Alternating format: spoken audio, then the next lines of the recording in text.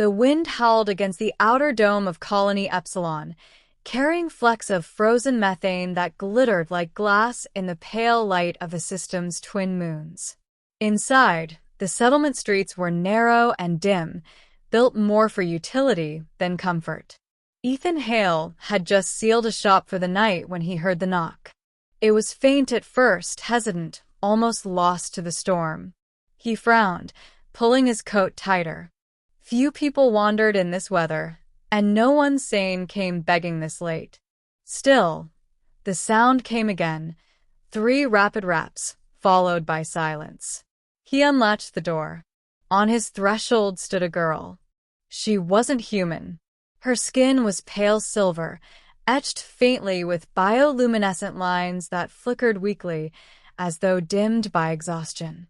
Her clothes were ragged, barely more than patched fabric, and her thin frame shivered violently in the cold. Her large, black eyes blinked up at him. "Please," she whispered, her voice cracking. I have nowhere else." Ethan hesitated.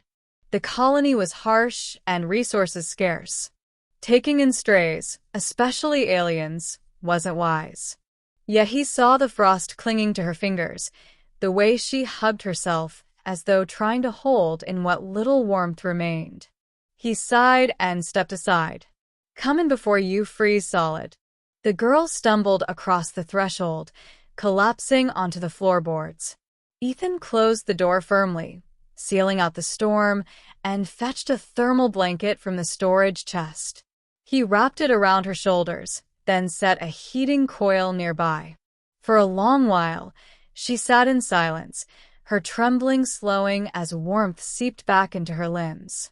Finally, she whispered, "Thank you." Ethan studied her. She looked young, perhaps 15, though it was hard to tell with her species. "Name?" he asked. "Lyra," she said softly. "Well, Lyra," he replied, "you picked a bad night to wander the streets. Where are your people?" Her eyes dropped. "Gone. "My ship, my family, all gone. Traders left me here. I tried to work, but no one would hire me. Said I wasn't worth the rations." Ethan's jaw tightened. He'd seen it before, the way colonies exploited outsiders, especially children. Most folk turned their backs, figuring survival was hard enough without extra mouths. "You're lucky you knocked on the right door," he muttered. The days that followed settled into a strange rhythm. Lyra remained quiet, moving like a shadow through Ethan's workshop. She cleaned tools, organized supplies, even learned to handle the repair drones with surprising skill. "You don't have to do that," Ethan told her once, watching her polish a Hydra spanner. She shrugged. "I want to help. If I'm useful, maybe you won't send me away." Ethan frowned. "Kid, I didn't bring you in just to throw you back out." Her dark eyes widened, glimmering faintly with her inner light. For the first time, he saw a spark of hope.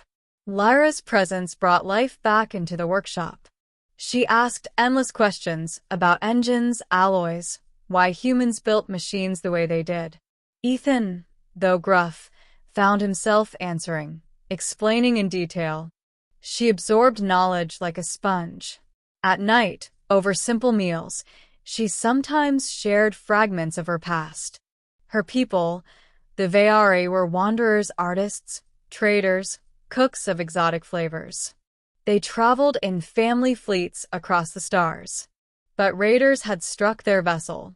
She'd survived by chance, abandoned on the colony with nothing but tattered clothes and fading hope.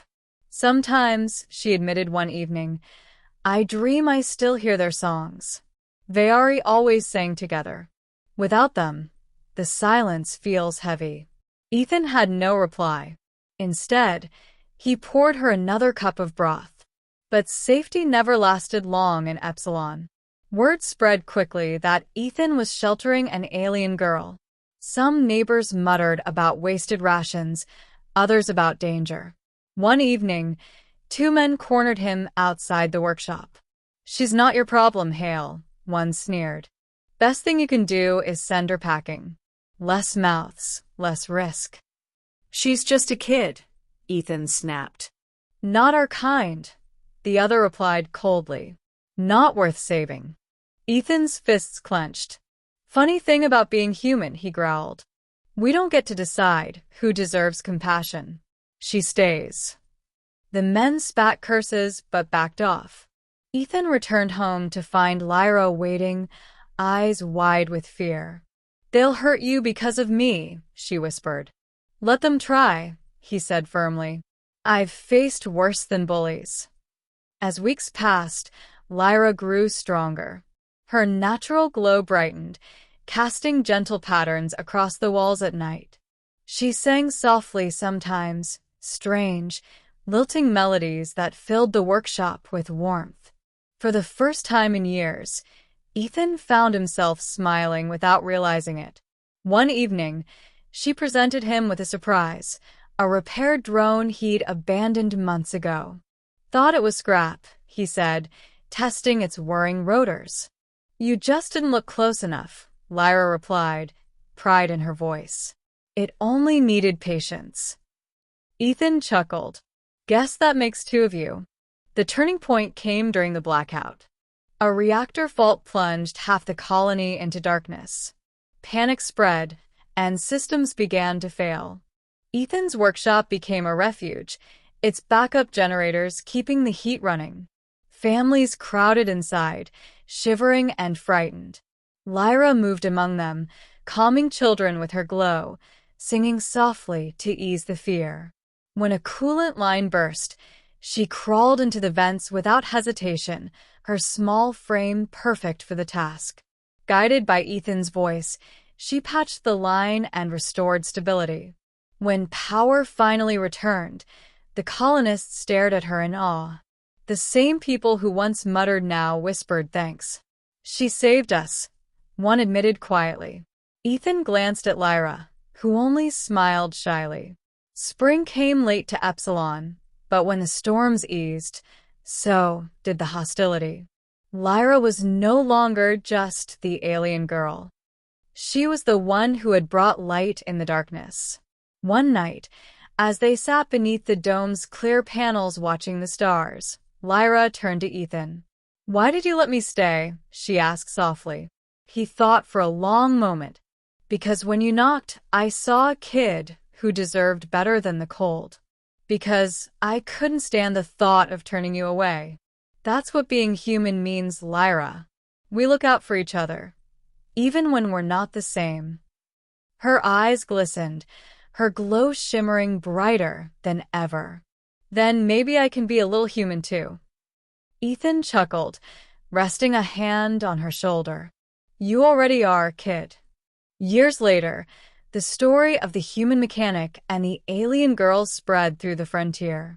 Travelers spoke of the Vayari child who found family among humans, and the man who taught her that kindness mattered more than fear. Lyra never forgot that night. The storm, the cold, the desperate knock on a stranger's door. And she never forgot that he opened it. Because in that moment, freezing and homeless, she had been given more than shelter. She had been given a home.